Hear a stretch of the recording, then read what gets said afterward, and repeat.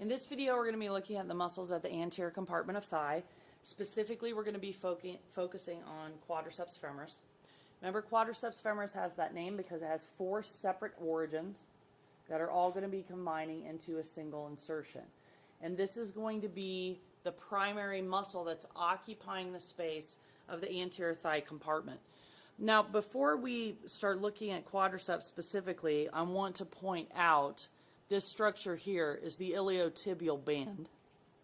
The iliotibial band, remember, is going to be helping to keep this knee in extension after quadriceps femoris has put it there. And you can see I'm pulling on it a little bit and see how the whole limb is moving.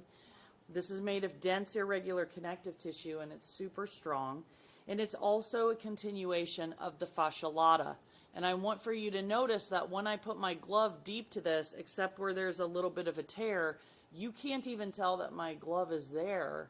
That's because there's so much collagen fiber here. And it's so thick, and that's what makes it so strong. So this is part of the fascia lata. It's a specific part we call IT band.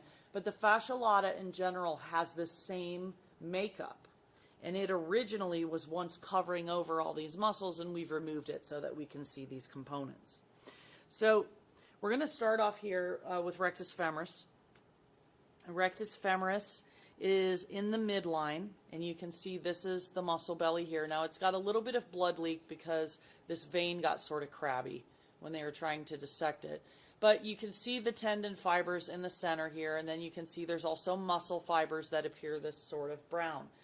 This is taking origin off of the anterior inferior iliac spine.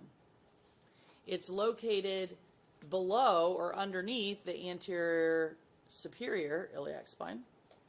And so it's taking its origin off of that, and it's coming down to join up with what ultimately is going to be the patellar tendon, where all of these muscle fiber components are going to join in. Okay, you can see it's in the midline here. Notice that the primary action is extends leg at knee joint, except for rectus femoris. You can see we have an addendum there, also steadies hip joint and helps iliopsoas to flex thigh at hip. Because this part of the muscle crosses the hip joint, it has a secondary hip action. The other components don't because they're going to take origin off of the femoral shaft. But since this goes up and attaches to os coxa, it crosses over that hip joint, so it also has action on the hip. Okay? So we got rectus femoris here. This lateral piece that you can see filling up this whole side of the femoral compartment is vastus lateralis. So vastus lateralis coming all the way down here, and this femur in this person is slightly laterally rotated, so it's kind of going off the edge of the table here. But if I could straighten her leg out, you would see that it's filling up this whole lateral space. Okay, this is going to be taking its origin partially from the greater trochanter because it's so far lateral, but then notice it has this origin off linea aspera. And that's going to be the line on the posterior dorsal aspect of the femur where almost all of these guys take origin from. Okay, and then they're also going to be attaching as they roll around the femoral shaft.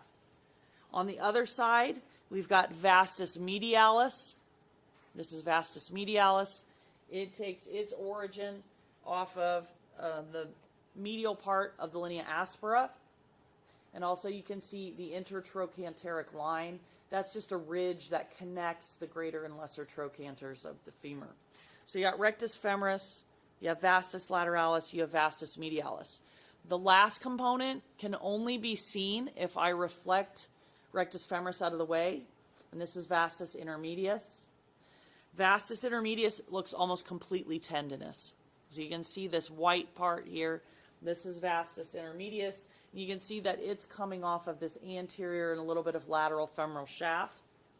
All of these guys are then coalescing to surround the patella. Okay, here's the patella. It's big. So I've got my fingers around it here and my fingers around it here. Remember, this is a sesamoid bone. So it's surrounded on all sides by tendon. It's going to increase the alignment and force of pull of quadriceps femoris. And then all of these coalesce into this patellar tendon here, which attaches to the tibial tuberosity. The innervation of anterior compartment of thigh is femoral nerve. So all of these guys are innervated by femoral nerve.